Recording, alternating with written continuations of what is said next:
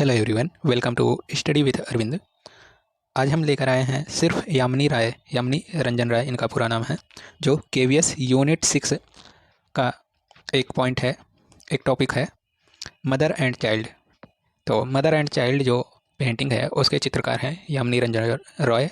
तो आज हम इनके बारे में चर्चा करेंगे, सिर्फ यामिनी रंजन रॉय से रिलेटेड, जो आप सबकी आगामी परीक्षा केवीएस के यूनिट 6 सिलेबस में है और यह यूपी टीजीटी पीजीटी में भी पूछे जाएंगे इनके बारे में क्वेश्चन।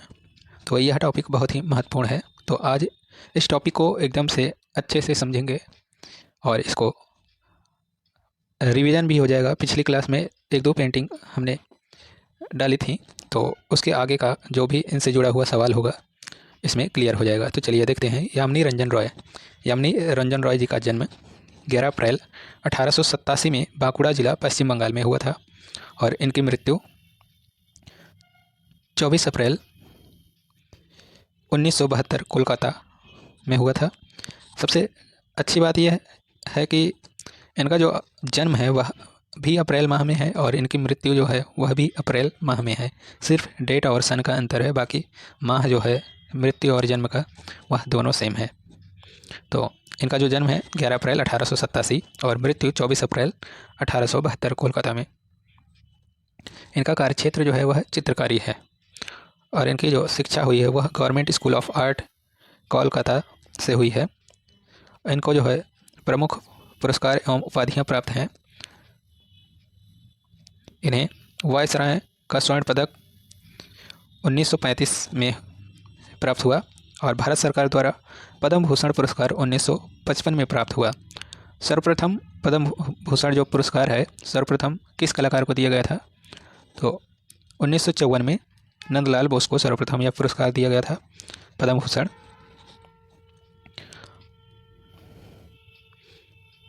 अगला पुरस्कार है सन 1934 में इन्हें mother helping the child to cross a पुल चित्र के लिए वायसराय का स्वर्ण पदक प्रदान किया गया था। तो स्वर्ण पदक 2 बार इनको मिला था, 1934 में भी और 1935 में भी। तो 1934 में mother helping the child to cross a पुल इस चित्र के लिए इन्हें स्वर्ण पदक प्राप्त हुआ था।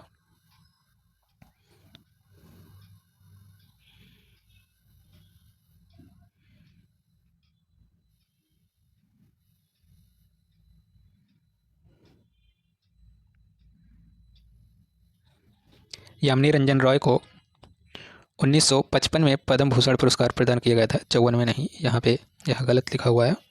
1955 में पद्म भूषण पुरस्कार दिया गया है और 1955 में ही ललित कला अकादमी का पहला फेलो बनाया गया था यामिनी रंजन रॉय को।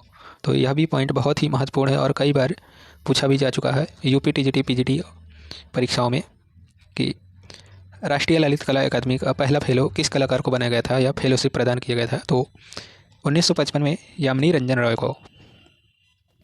अगला पॉइंट है हमारा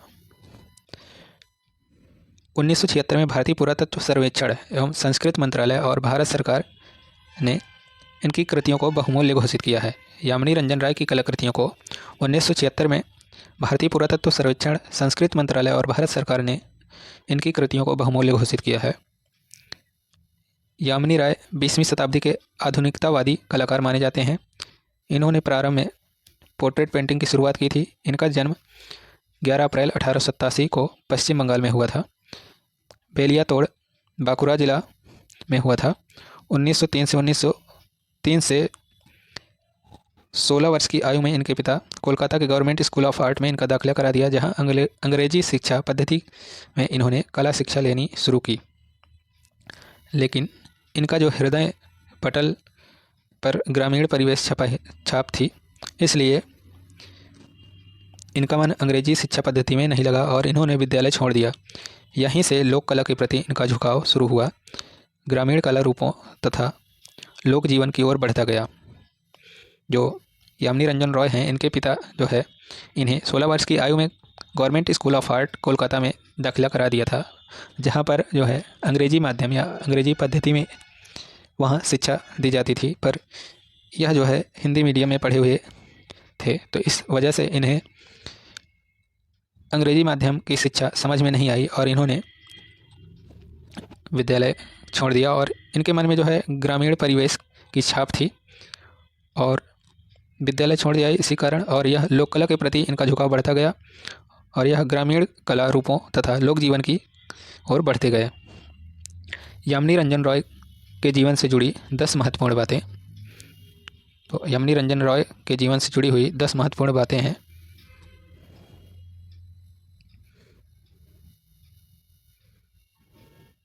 पहली है, यामिनी रॉय कलकत्ता के कालीघाट के पटचित्रों से प्रभावित थे। तो यह पॉइंट बहुत ही इंपॉर्टेंट है कि यह प्रश्न भी कई बार पूछा जा चुका है कि यामिनी रंजन रॉय कहाँ के चित्रों से प्रभावित थे। तो कलकत्ता के कालीघाट के पटचित्रों से प्रभावित थे, जो उस वक्त बंगाल की उपेक्षित व बाजारू समझने जाने वाली कला मानी जाती थी। यामिनी राय कालीघाट शैली के कलाकारों से भी प्रभावित थे। उन्होंने कालीघाट शैली के देवी देवताओं, पशु पक्षियों और लोक जीवन को अपनी कला का विषय भी बनाया।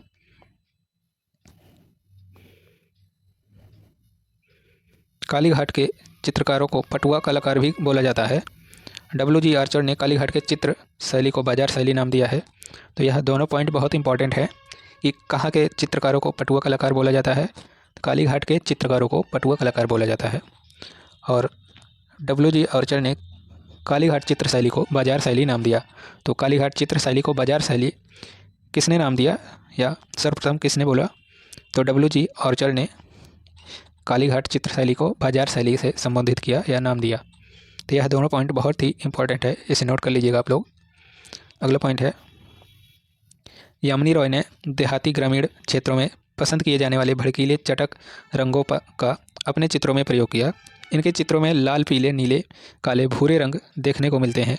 कुल मिलाकर यामिनी राय ऐसे आधुनिक चित्रकार थे जिन्होंने विशुद्ध भारतीय लोक जीवन को अपनी कला का आधार बनाया। यामिनी रॉय ने, तीसरा पॉइंट है हमारा यामिनी रंजन रॉय जी के बारे में।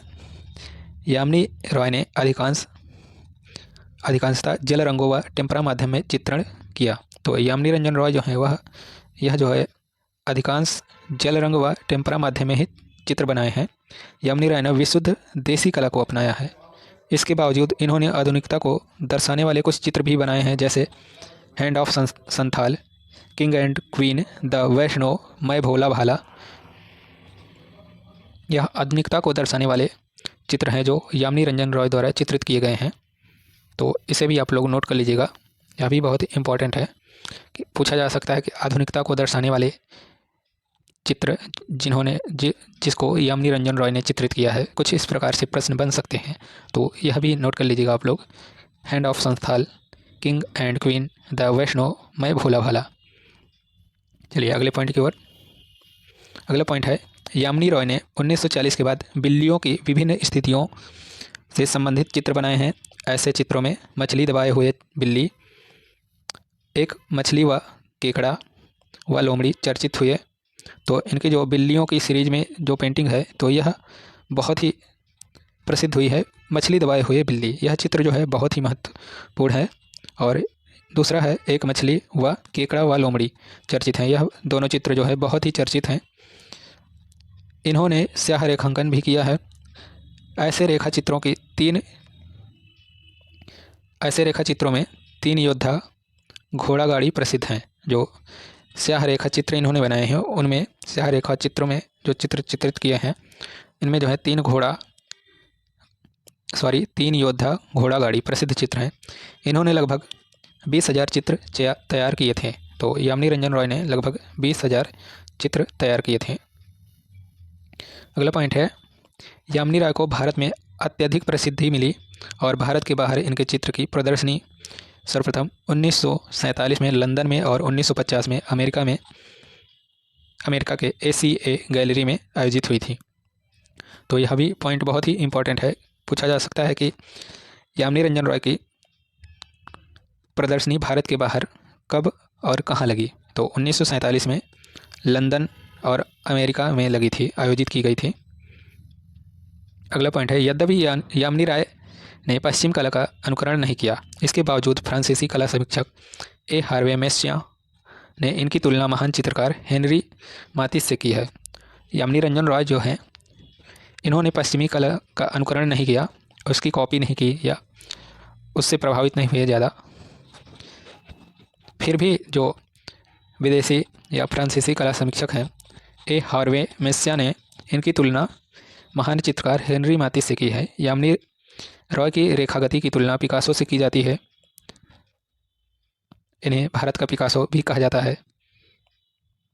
पश्चिमी कला समीक्षकों ने इन्हें भारतीय कला का पैगंबर कहा है। तो यह भी पॉइंट बहुत ही इंपॉर्टेंट है कि पश्चिमी कला का समीक्षकों ने भारतीय कला का पैगंबर किस कलाकार को कहा है, तो यामिनी रंजन रॉय को। तो यह पॉइंट बहुत ही इंपॉर्टेंट है और यह एक बार पूछा भी जा चुका है शायद एग्जाम में, तो इसे आप लोग नोट करिएगा। तो जो भारत का पिकासो जो है, 2 कलाकारों को शायद बोला जाता है, कमेंट बॉक्स में ज़रूर बताइएगा। पहला जो है यामिनी राय और दूसरा एम.एफ. हुसैन को भारत का पिकासो बोला जाता है। तो आप लोग कमेंट बॉक्स में बताइएगा कि भारत का पिकासो किस कलाकार को बोला जाता है, कौन कौन से कलाकार को या किस कलाकार को भारत का पिकासो बोला जाता है। चलिए देखते हैं अगला पॉइंट। इन्होंने 1929 से 1936 के मध्य मेयो आर्ट कॉलेज लाहौर में सहायक निदेशक के पद पर भी काम किया। वे लाहौर के city school of fine art के निदेशक भी रहे। भारत विभाजन के बाद यामिनी राय दिल्ली पहुंचे। इन्होंने शिल्पी चक्र नामक संगठन की स्थापना हेतु वैचारिक योगदान दिया। तो जो यामिनी रंजन रॉय हैं, इन्होंने 1929 से 1936 तक मेयो आर्ट कॉलेज लाहौर के सहायक निदेशक के पद पर भी काम किया और ये लाहौर के city school of fine art के निदेशक भी रहे हैं। भारत विभाजन के बाद यामिनी राय जो है दिल्ली पहुंचे और इन्होंने दिल्ली शिल्पी चक्र के नामक संस्था जो या संगठन या ग्रुप कह लीजिए, समूह कह लीजिए, इसकी स्थापना में वैचारिक योगदान दिया था अपना। अगला पॉइंट है, कला के क्षेत्र में महत्वपूर्ण योगदान के लिए इन्हें 1955 में भारत सरकार द्वारा पद्म भूषण प्रदान किया गया था। तो 1954 में जो है सर्वप्रथम नंदलाल बोस को प्रदान किया गया था यह पुरस्कार और 1955 में यामिनी रंजन रॉय को पद्म भूषण प्राप्त किया गया था और 1955 में ही इन्हें राष्ट्रीय ललित कला अकादमी का प्रथम फेलोशिप प्रदान किया गया था। अगला पॉइंट है, राष्ट्रपिता महात्मा गांधी यामिनी राय से अत्यधिक प्रभावित थे। वे स्वयं चलकर यामिनी राय से मिलने गए थे। गांधी जी ने यामिनी राय को राष्ट्रवादी कलाकार की संज्ञा दी। तो यह पॉइंट भी बहुत इंपॉर्टेंट है कि राष्ट्रवादी कलाकार, किस कलाकार को महात्मा गांधी ने यह उपाधि दी थी कि राष्ट्रवादी कलाकार कहा था, तो यामिनी रंजन रॉय को। अगला पॉइंट है, इनका प्रसिद्ध चित्र है शिशु माँ और शिशु, जो तैल रंग माध्यम में बना है और यह national gallery of modern art Nai Delhi में सुरक्षित है। तो यह पॉइंट है जो 10वां पॉइंट, यह जो है केवीएस के सिलेबस में यह चित्र है कि माँ और शिशु, मदर एंड चाइल्ड, जो चित्र है यह केवीएस के सिलेबस में है। तो यह चित्र जो है तैल माध्यम में बना है और यह national gallery of modern art Nai Delhi में सुरक्षित है। तो माँ और शिशु के नाम से यामिनी रंजन रॉय ने कई चित्र बनाए हैं। इसका जो इस शीर्षक पे कई चित्र बनाए हैं। इनके द्वारा चित्रित अन्य प्रसिद्ध चित्र भी हैं। चलिए देखते हैं। पुजारी ने महत्वपूर्ण चित्र है, ढोलक वादक, संथाल स्त्रियाँ, सीता की अग्नि परीक्षा, टैगोर और बापू, रथ यात्रा, भेंट, यह सभी चित्र जो है बहुत ही प्रसिद्ध और महत्वपूर्ण चित्र हैं। तो इसे आप सभी लोग नोट कर लीजिएगा। पुजारी ने बहुत ही महत्वपूर्ण है, ढोलक वादक भी बहुत महत्वपूर्ण है, संथाल स्त्रियाँ, सीता की अग्नि परीक्षा, टैगोर और बापू, रथ यात्रा, भेंट। इनकी मृत्यु जो है 24 अप्रैल 1972 को कोलकाता में इनका निधन हो गया था। यामिनी रंजन राय से जुड़ी अन्य महत्वपूर्ण बातें, ईसा मसीह के जीवन से जुड़ी घटनाओं के चित्रों की श्रृंखला इन्होंने बनाई है यामिनी रंजन रॉय ने। पश्चिमी कलाकार वान गॉग और माने से प्रभावित थे। तो यामिनी रंजन रॉय किस कलाकार से प्रभावित थे? तो वान गॉग और माने से। तो देखते हैं अब चित्र यामिनी रंजन रॉय के द्वारा चित्रित किया गया मनसा माँ का चित्र जो यामिनी रॉय द्वारा चित्रित किया गया है, तो आपकी स्क्रीन पे है। देखिए कितना सुंदर रंग संयोजन है और कितनी बारीकियां हैं चित्रों में। तो यह चित्र जो है मनसा माँ का चित्र है जो यामिनी रंजन रॉय द्वारा चित्रित किया गया है। इनके प्रमुख चित्र हैं झींगा झांगा करती बिल्लियाँ, झींगा